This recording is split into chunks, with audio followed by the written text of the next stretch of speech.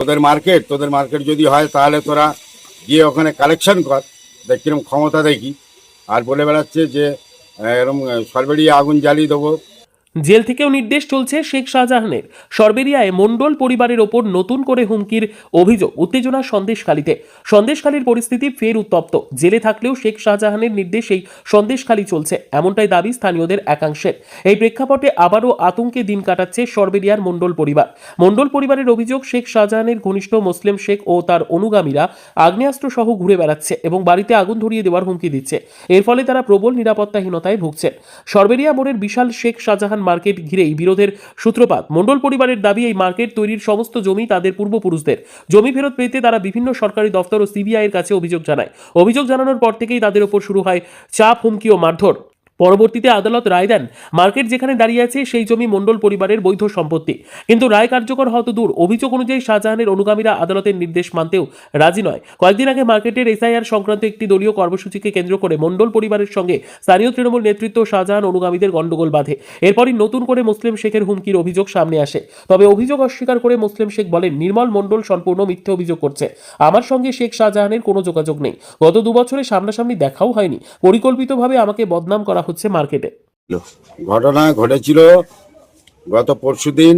আমার কাকা যাচ্ছিল ওনার বাড়ির ধার থেকে ওই বাজারে যেতে, উনি জব কার্ডের লিঙ্ক করতে যাচ্ছিল। এখন মুসলিম শেখ ডেকে বাড়ির ধারে বলে, এই শোনাই নিতাই, আমার কাকার নাম নিতাই, এখন ডেকে বলে যে তোর ভাইপো নির্মল এইসব করে বেড়াচ্ছে বাজারে ঘাটে। আর তোদের মার্কেট যদি হয় তাহলে তোরা গিয়ে ওখানে কালেকশন কর, দেখ কিরম ক্ষমতা দেখি।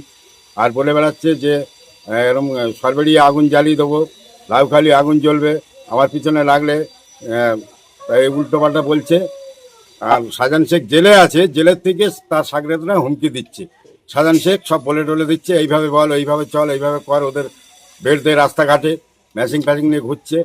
এখন আমরা তো এই অবস্থায় আছি। এখন চাইছি নিরাপত্তার মানে না দিলে আমরা কি করে বাঁচবো। আর সেই শাহজাহান শেখের মানে কথায় এরা, এই মুসলিম শেখ সবিতারা, এরা শাহজাহান শেখের চটি চেটে বেড়াচ্ছে। এরা তো চটি চাটা ওনার মাল। তাহলে এখন আপনারা কি চাইছেন? এখন আমরা নিরাপত্তা চাইছি, যাতে বাঁচতে পারি। না তো এই তো যা পরিস্থিতি খুবই খারাপ জায়গায় চলে এসছে।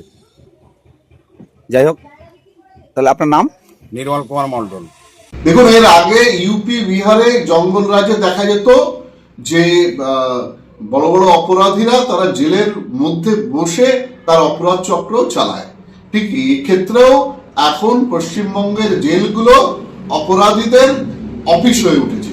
তো শাহজাহান শেখ সেই জেলে বসে তাদের সমস্ত যে হ্যান্ডস আছে তাদেরকে দিয়ে এলাকায় সন্ত্রাস সৃষ্টি করছে। সেই মুসলিম শেখ, সেই ইমাম গাজী, এরা মণ্ডল পরিবারকে ভয় দেখাচ্ছে।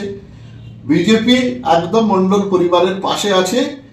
যতই ভয় দেখাক না কেন, মণ্ডল পরিবার আর ওখানকার বিজেপি কর্মীদের দমাতে পারবে না। সাধারণ মানুষ কেস করেছে, তার বিচার হবে। সেই বিচারে যার জমি তাকে ফেরত দিতে হবে।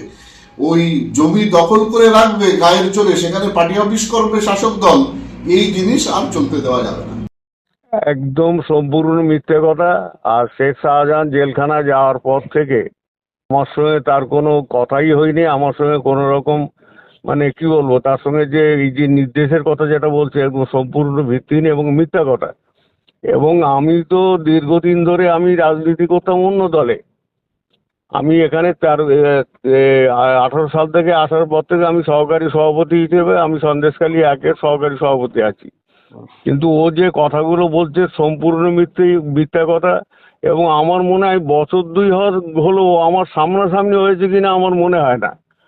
এবং এই যে আগুন ধরিয়ে দেবো, ঘরে জ্বালাবো, এইটা যদি প্রমাণ করাতে পারে, ও যদি একটা সাক্ষী দিতে পারে। সরবেরিয়া তো বাজারটা তো টোটালটাই তো সিসিটিভিতে মোড়া আছে। এবং 28 তারিখে যে মিটিংটা আমরা করেছিলাম ওখানে, ও যে বলছে 28 তারিখে মিটিংয়ে আমরা নাকি ওকে নাকি আমাদের ছেলেরা নাকি তেড়ে নিয়ে দোকানের ভেতরে ঢুকিয়ে দিয়েছে, কোনো রকম মানে ওকে জীবনে বেঁচে গেছে, মারধর করতে গিয়েছিল। তো ওখানে সিসিটিভিতে মোড়া আছে। একটা যদি সিসিটিভিতে ওর যদি তুই বলে কেউ যদি ওর দিকে যদি আঙুল তুলে কথা বলে, আপনি যদি ওর দেখাতে পারেন ওর একটা ফুটেজ। এবং ও একথাও বলছে আমরা নাকি মেশিন নিয়ে ঘুরে বেড়াচ্ছি। তা এখন তো সব তো অ্যান্ড্রয়েড ফোন উঠেছে, বড় ফোন উঠেছে, ও একটা ফোনে এত করে তুলে দেখাতে পারে তো।